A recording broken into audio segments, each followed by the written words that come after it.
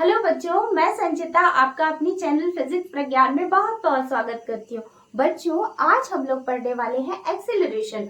तो पहले तो हम ये समझेंगे कि एक्सीलरेशन होता क्या है। जैसा कि हम सभी जानते हैं कि जब हम कार ड्राइव करते हैं या हम कोई बाइक चला रहे होते हैं, व्हीकल चला रहे होते हैं जिसमें ब्रेक होता है, जिसमें एक्सीलरेटर होता है, उस कंडीशन में क्या होता है कि जब भी हम एक्सीलरेटर को बढ़ाते हैं तो हमारी स्पीड हो जाती है तेज, जब एक्सीलरेटर को कम कर लेते हैं तो हमारी स्पीड हो जाती है कम।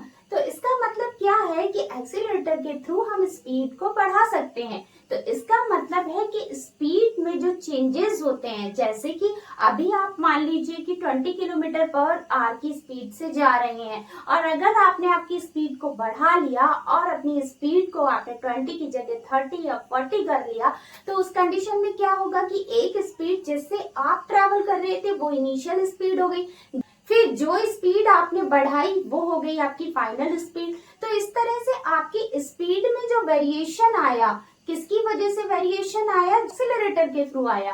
तो उसे ही हम क्या कहते हैं? एक्सीलरेशन कहते हैं। मतलब कि चेंज इन वेलोसिटी और change in speed with direction with respect to time, it is called acceleration। तो बच्चों, एक्सीलरेशन हमारा क्या होता है कि change in velocity upon time को हम एक्सीलरेशन कहते हैं। पर मैं बार बार अभी स्पीड वर्ड को यूज कर रही थी क्योंकि जब एक स्ट्रेट लाइन में मोशन हो रहा होता है बच्चों, तो हम ऑटोमेटिकली कह रहे होते हैं कि वहां कोई ना कोई डायरेक्शन है। इस कंडीशन में हम स्पीड और वेलोसिटी कई बार एक ही टर्म को यूज कर लेते हैं। तो इसका मतलब है कि change in velocity upon time, इसे हम क्या बोलते हैं? एक्सीलरेशन कहते हैं। तो इसका मतलब है बच्चों कि जो डायरेक्शन स्पीड की होगी या वेलोसिटी की होगी, वही डायरेक्शन अगर एक्सीलरेशन की भी है तो इसका मतलब है पॉजिटिव एक्सीलरेशन है। मतलब कि अगर आप जिस डायरेक्शन में जा रहे हैं, एक्सीलरेटर की डायरेक्शन भी आप एक्सीलरेट उसी डायरेक्शन में होना चाह रहे हैं, तो इसका मतलब है कि वो हमारा पॉजिटिव एक्सीलरेशन हुआ। तो पॉजिटिव एक्सीलरेशन के केस में जो हमारा v होगा, मतलब जो हमारी फाइनल वेलोसिटी होगी, वो ग्रेटर देन होती है किससे? हमारी इनिशियल वेलोसिटी से। तो हम कहते हैं कि इस समय हमारा क्या हुआ? पॉजिटिव एक्सीलरेशन हुआ। अब बात आती है नेगेटिव एक्सीलरेशन की बच्चों। तो नेगेटिव एक्सीलरेशन किस कंडीशन में होता है? जैसे कि आपने एक्सीलरेटर दिया, अब आप एक डायरेक्शन में जा रहे हैं, आपकी स्पीड बढ़ गई, बट आपको अब किसी अपने एक डेस्टिनेशन पे रुकना है, तो उस कंडीशन में आप क्या करेंगे कि स्टॉप करेंगे अपनी पोजीशन को। तो एक्सीलरेटर पे से पैर हटा लेंगे, एक्सीलरेटर को बंद कर देंगे, उस पे से पैर हटा लेंगे और उस समय आप एक ब्रेक लगा देंगे। तो उस कंडीशन में क्या होगा कि स्लो स्लो धीरे धीरे क्या होगा, हमारा जो व्हीकल है वो बंद हो जाएगा। तो उस कंडीशन में हमारी जो इनिशियल वेलोसिटी होगी वो ज्यादा हो जाएगी किससे? हमारी फाइनल वेलोसिटी से। तो इसका मतलब है कि उस कंडीशन में क्या हो गया, हमारा जो एक्सीलरेशन हो गया वो नेगेटिव एक्सीलरेशन हो गया, या इसको डी एक्सीलरेशन भी कहते हैं।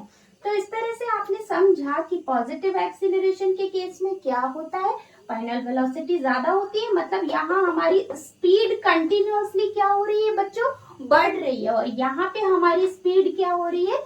कम हो रही है। इसीलिए इसे पॉजिटिव और इसे क्या बोला हमने? नेगेटिव एक्सीलरेशन किया। अब एक होता है जीरो एक्सीलरेशन। अब बच्चों बात आती है कि जीरो एक्सीलरेशन किस केस में होता होगा। आप खुद सोचो कि अगर वेलोसिटी कांस्टेंट हो गई तो उस कंडीशन में एक्सीलरेशन तो जीरो होगा। मान लो आप एक मेंटेन किए हुए हैं 40 किलोमीटर पर आवर की स्पीड को आप मेंटेन ही किए हुए हैं और आप किसी लॉन्ग जर्नी पे जा रहे हैं, तो एक्सीलरेटर का तो यूज ही नहीं करेंगे ना, आप क्यों एक्सीलरेटर देके स्पीड को बढ़ाएंगे?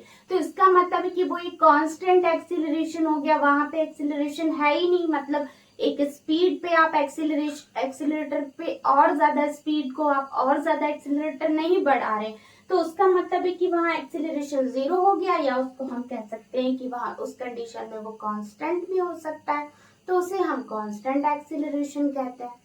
हम लोग समझेंगे एवरेज एक्सीलरेशन को। तो एवरेज एक्सीलरेशन क्या होता है हमारा? जैसे मान लीजिए v1 किसी ऑब्जेक्ट की वेलोसिटी है और उस समय टाइम t1 है, अब वेलोसिटी v2 हो गई और टाइम क्या हो गया उसका? t2 हो गया। तो इसका मतलब है कि जब हम एक्सीलरेशन निकालते हैं तो वो भी तो चेंज इन वेलोसिटी होता है। इसका मतलब है कि v2 माइनस v1 और t2 माइनस क्या हो जाएगा t1। इस तरह से हम एवरेज एक्सीलरेशन को या मीन एक्सीलरेशन को भी निकाल सकते हैं। अब बात आती है कि यूनिफॉर्म एक्सीलरेशन और नॉन यूनिफॉर्म एक्सीलरेशन क्या होता है। जब किसी बॉल को हम एक हाइट से ड्रॉप करते हैं तो तब उसका जो एक्सीलरेशन होता है उसे हम यूनिफॉर्म एक्सीलरेशन कहते हैं। जैसे यूनिफॉर्म मतलब है बच्चों की यूनिफॉर्म एक्सीलरेशन की बात करते हैं अगर हम, तो उस कंडीशन में जो वेलोसिटी में चेंजेस होते हैं और उसका जो अमाउंट होता है और वही जो टाइम इंटरवल होता है वो सेम होता है, वो इक्वल होता है उस एक्सीलरेशन। और नॉन यूनिफॉर्म एक्सीलरेशन को तो हम बड़ी आसानी से समझ सकते हैं।